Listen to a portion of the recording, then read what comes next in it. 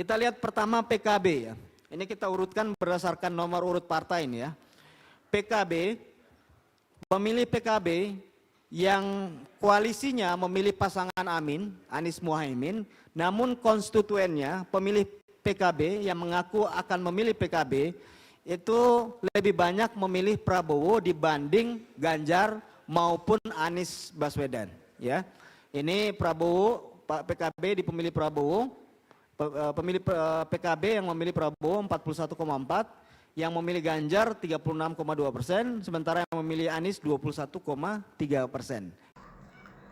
Prabowo kalahkan Anies di pemilih PKB, pakar sudah terlanjur jatuh hati. Ya, jadi walaupun PKB secara resmi mengusung ketua umumnya sebagai cawapresnya Anies Baswedan, namun konstituennya mayoritas masih memilih pasangan yang lain, terutama Prabowo dan Ganjar Pranowo.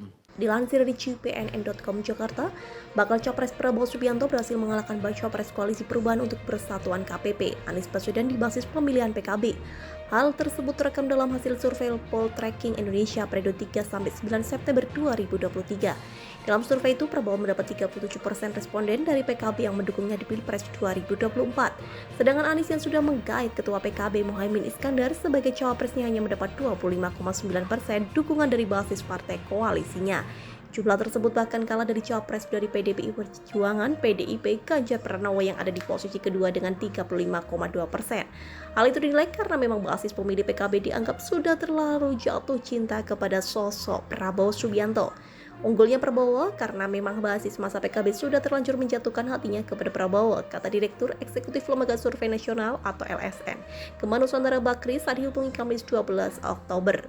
Hubungan Prabowo dengan pemilih PKB sudah terjalin saat Partai Gerindra dan PKB masih tergabung dalam Koalisi Kebangkitan Indonesia Raya (KKIR) yang sekarang menjadi Koalisi Indonesia Maju atau KIM.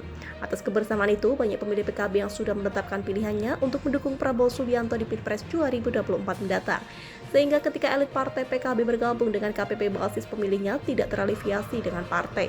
Artinya secara kepartean mungkin basis pemilih PKB akan tegak lurus mendukung partai. Namun secara tokoh capres cenderung mengarahkan ke sosok Prabowo. Hal ini menyebabkan mayoritas pendukung PKB condong ke Prabowo, kata dia. Tanya survei Poltreking rilis survei LSN periode 20-30 September 2023 juga menemukan Prabowo unggul di basis pemilih PKB. Menteri Pertahanan tersebut mendapat elektabilitas sebesar 41,3%, kemudian Ganjar berada di posisi kedua dengan 37,5% dan Anies tetap berada di posisi ketiga dengan 15,1%. Hasil survei tersebut makin membuktikan banyak pemilih PKB yang gagal move on dari sosok Prabowo. Dan hasil survei itu, Prabowo semakin potensial memenangkan Pilpres 2024. Peluang Prabowo makin terbuka lebar untuk memenangkan pertarungan tahun depan tersebut.